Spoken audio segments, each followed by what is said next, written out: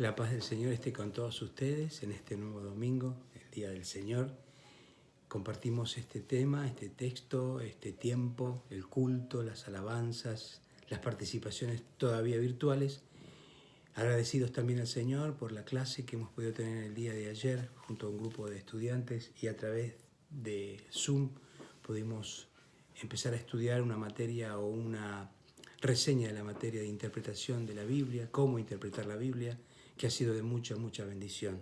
Espero que los que no se pudieron sumar se sumen en la semana que viene, sábado a las 18 horas.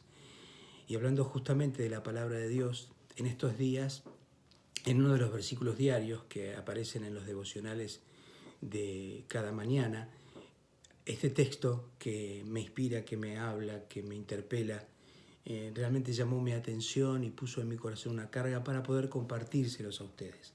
Es el texto que se encuentra en segunda carta del apóstol Pablo a los Corintios, en el capítulo número 3 y el versículo número 17, que dice así: el Señor es el Espíritu, y donde está el Espíritu del Señor, allí hay libertad. Y un coro que por muchos años cantábamos: donde está el Espíritu de Dios, allí hay libertad. Un coro maravilloso, me encanta. Pero más allá de eso, yo voy a buscar en este escrito de Pablo a los Corintios. Pablo tenía una relación muy estrecha como fundador y pastor de la iglesia de Corinto, de la ciudad de Corinto. Tuvo muchas idas y vueltas. Se cree que no solamente hay 2 cartas, sino que hubo una tercera que se perdió entre la primera y la segunda en realidad.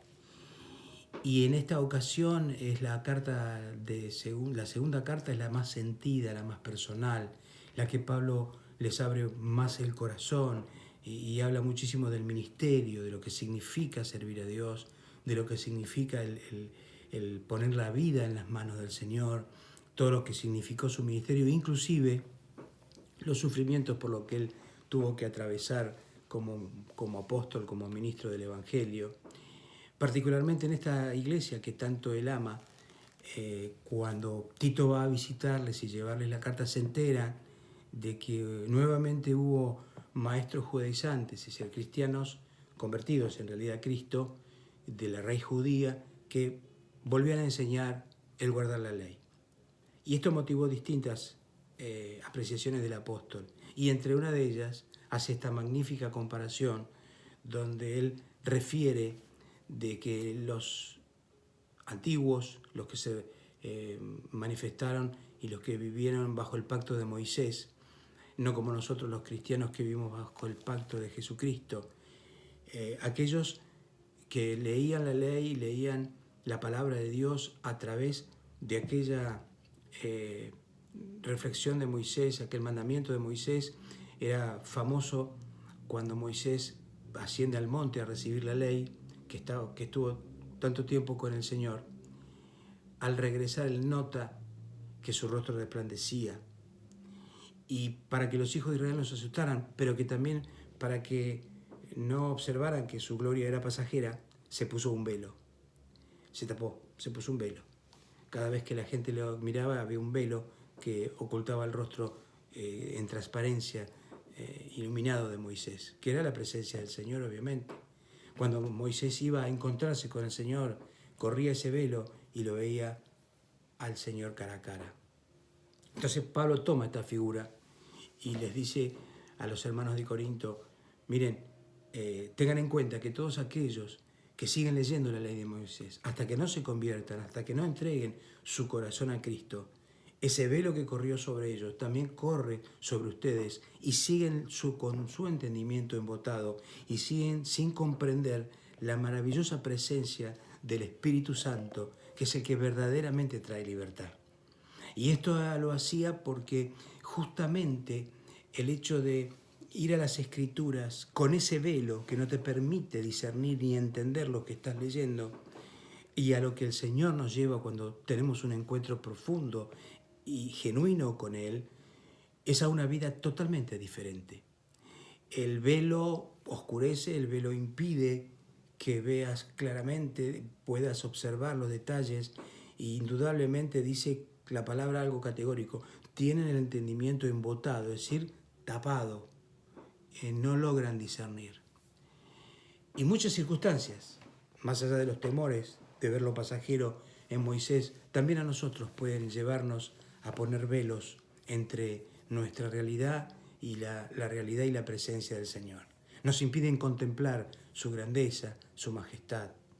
Velos de ataduras, velos de prejuicios, velos de la ley, como decimos y como digo yo personalmente, el evangelio de la ley. Hay muchos cristianos que hemos sido criados, que hemos nacido en un evangelio legalista y no habíamos conocido el evangelio de la gracia, el evangelio de la libertad de los hijos del Señor. Por eso, qué importante, qué pertinente que es este versículo: donde está el Espíritu del Señor, hay libertad, porque el Señor es el Espíritu. Es uno de los textos donde pone al Señor Jesús, al Padre y al Espíritu Santo, justamente en la Divina Trinidad, un solo Dios en tres personas. Y la operación del Espíritu Santo, que es el que está vigente en este tiempo de la Iglesia, es el que nos redarguye, es el que nos inspira, es el que nos llama al arrepentimiento.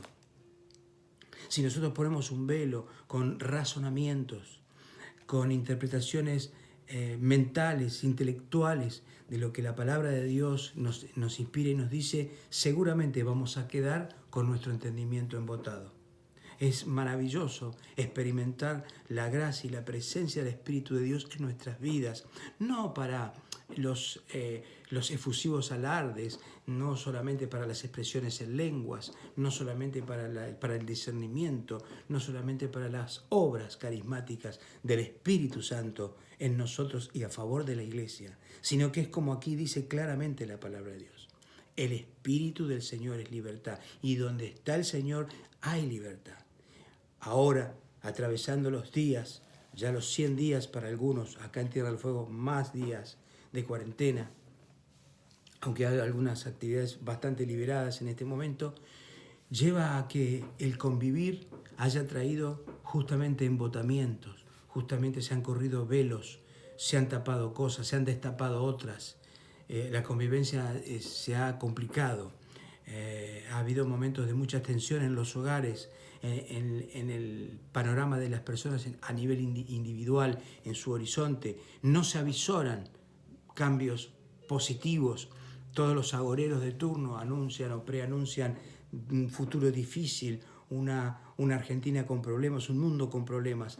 Qué mejor que en este momento que podamos abordar, que podamos permitir que el Espíritu Santo bendiga, llene, alumbre nuestro entendimiento espiritual, quite todo velo, toda traba, toda angustia, todo impedimento, todo lo que nos ha llevado el pensamiento cautivo, a la preocupación, a la duda, a la incertidumbre, se ha disipado justamente por la presencia liberadora del Espíritu de Cristo.